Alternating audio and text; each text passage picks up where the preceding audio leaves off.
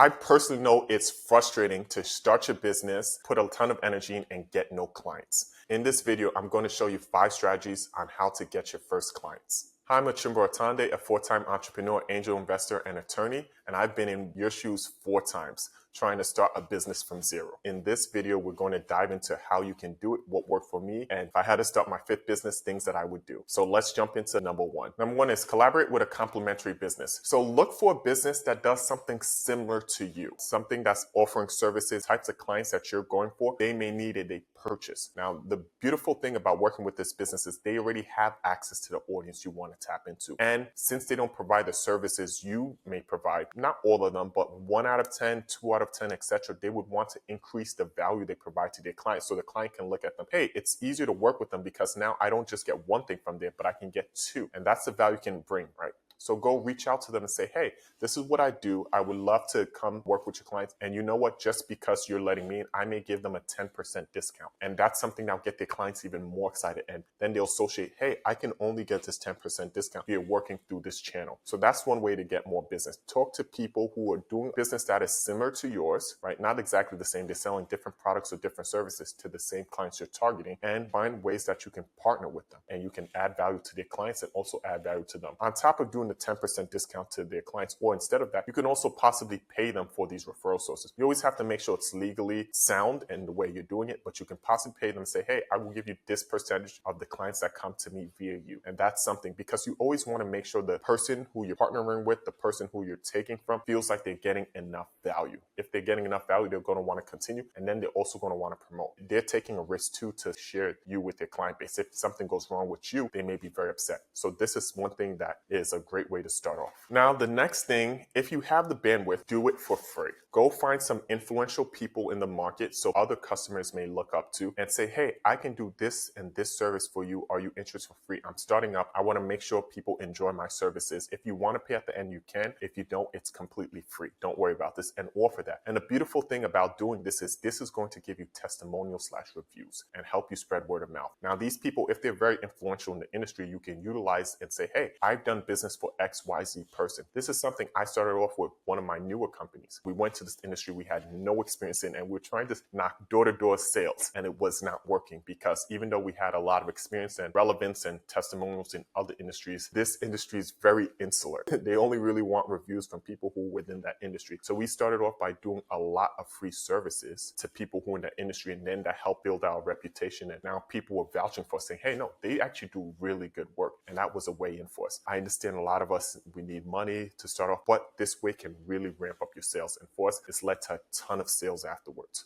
So that's something. It may take 3 months, it may take 6 months, it may take a year, but that's a great way for you to break into an industry, break into a sector, break into a new target market, offering it for free, and then scaling up that way using referrals. Next, leverage niche communities. What does that mean? Everybody, when they go into business, they want to say, hey, I'm selling to everyone. That's the worst thing to do. You want to figure out what specific type of person or business wants your product and try to make that niche as small as possible. Why? Because it makes it easier for you to market them. You can speak to the exact pain or desire they're looking to fill. Facebook groups, subreddits, etc. There's many communities, right, where you can tag in. You can try to find these little micro groups that you can just go listen to them, understand, ask questions, right, to figure out what really moves their buying decisions. Become an active, valuable member, especially if you plan to stay in this industry a long time. Think about it. If somebody new just joins a community, they start saying stuff that's not adding value, nobody's really going to pay attention to them, right? So look to come in and add value, not just come in and take sales. Faster method within this, running targeted ads. When you have really niched down, you can really target the types of people, depending on the platform. Some platforms have better targeted scenarios than others. And you say, hey, I want to target these types of people, men, women, people who've gone to college, people who work at this company, etc. So you can do that via targeted ads.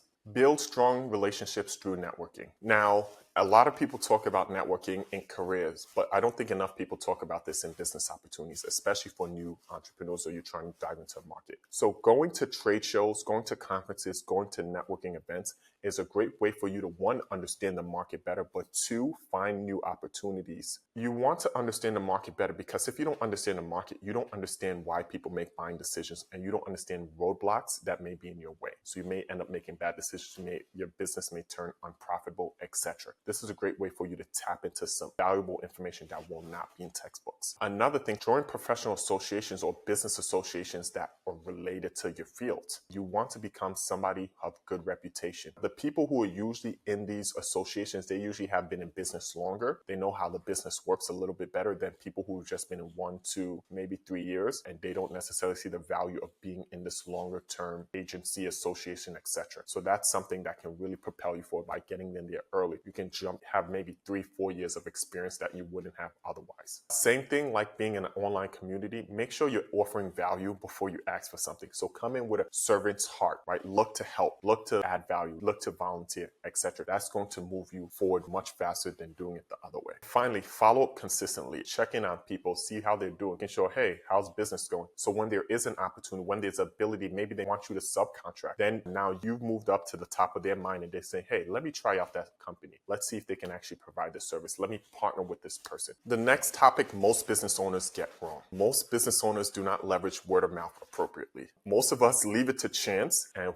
just think, hey, people talk about us. We're doing a good job. They're going to refer us, etc. No, you're your priority. They're their own priority, right? You have to make it easier for them to want to talk about you. So whether it's giving them templates of, hey, this is something that I saw that you said this about us before. Would you mind sharing this with your people? Or just letting them know, hey, it's really valuable for us to get references for our people. That makes other people trust us. You know how much work we do for you. We would love if you can recommend it to other people. And then they're like, oh, wait, I didn't know you actually wanted that. Because it may seem simple to think, hey, people know that we want reference, but you're not their top concern. So you have to make it more explicit. That's what you need from them. And then make it easier for them to do things like that. Going above and beyond treating them, setting up some type of referral bonus, incentivize them. 1, make it easier for them to refer you, and 2, incentivize them to refer you so they know that they're getting something great once they refer you. One things I like to bring up to my clients is, hey, the bigger we get, the more resources you get. So painting it in a way that they see how much value they would get from referring you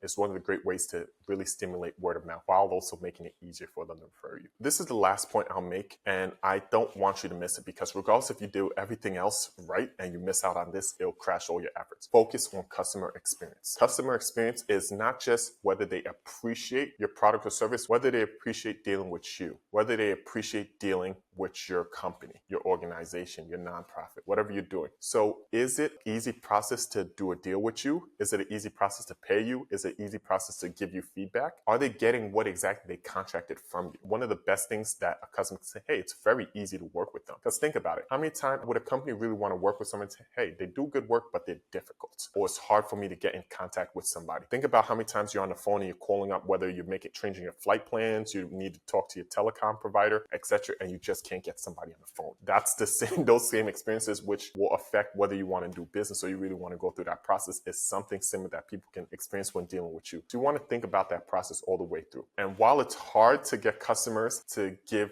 references and good reviews, they will easily on their own give bad reviews. You want to risk adjust for that with all your interactions and with all your products and services. Key takeaway to this is having a plan and what to do if something goes wrong. So there's something that really goes wrong, but I have a rule in my company. The customer never pays for our mistakes, right? So if we make a mistake, we're going to make sure we are the one paying for it. Now, the second rule I have is make sure the customer's happy that we made a mistake. Now, what do I mean by that? Whenever we make a mistake, do something so much over and beyond that the customer is actually overjoyed. It doesn't happen all the time, but look for a way, okay, if we mess up this, can we give them double the value? Can we give them an upgrade? They're like, wow, I'm actually happy that went wrong because I'm in such a better position because of that. So that's another principle you can apply. It's expensive, but this also makes sure you and your team are ensuring that you don't mess up in the first place. These strategies aren't quick fixes or short growth hacks. They're methods for building relationships, providing value, and scaling your business for long-term growth. When you implement them, you'll reach your first customers and set a foundation for stable, scalable growth. If you found this video helpful, don't forget to like and comment what you'd like us to talk about next.